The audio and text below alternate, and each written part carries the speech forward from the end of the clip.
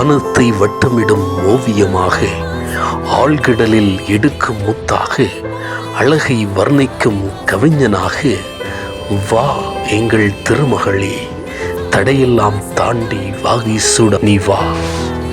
நீ ஒரு பெண், உனக்கு ஒன்றும் தெரியாது என்று வார்த்தைக்கு விடிவெள்ளியாக இருப்பவள் பெண்.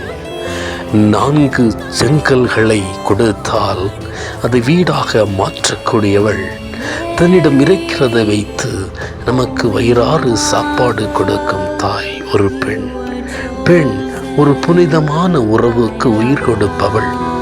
தமிழகத்தின் முதல் விமான பெண்மணி என போற்றப்படும் காவியா ஒரு திருமகள்தான்.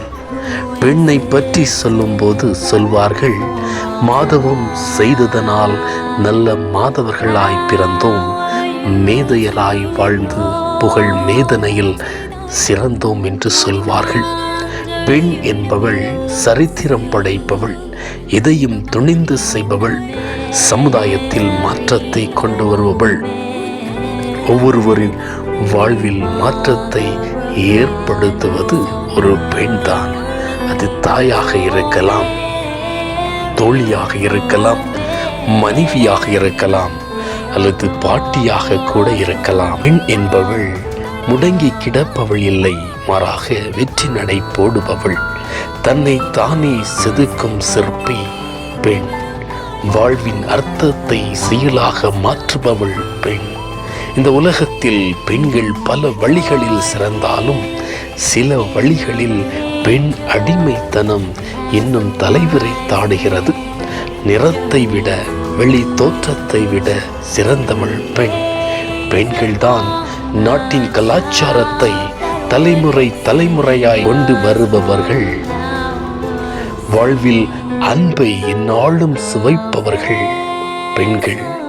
தடைகளை புரட்டி போட்டவள். அப்படிப்பட்ட அந்த பெண்ணியத்தை பார்த்து பொறித்த என் மனம் இன்று பார்க்கும் பெண்களின் நிலைமை என்னை ஒருமுறை சிந்திக்க வைத்தது.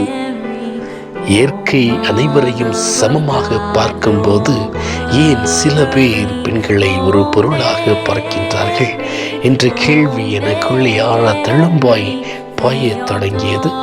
என்னிலே அடங்கி இருக்கும் கேள்விகளுக்கு பதில் என் பேனா என்று உணர்ந்து நான் எழுதுகிறேன். கரைப்பட்ட இந்த உலகை மாற்ற திருமகளை இப்புவியில் நிலைநாட்ட வருகிறேன். தாயின் அரவணைப்பு, மகளின் பாசம், மனைவியின் நேசம், தோழியின் கருணை போன்ற நற்குணங்கள் கொண்ட பெண்மையை நினைத்து பார்த்தாலே வாழ்வு அழகாக மாறும். அந்த அழகான வாழ்வை ஒவ்வொருவரும் அனுபவிக்க கவிநயத்தோடு எழுதுகிறேன். எல்லாம் வல்ல இறைவனை வேண்டி. திருமகளே, திருமகளே, எம் வீட்டு குலமகளே.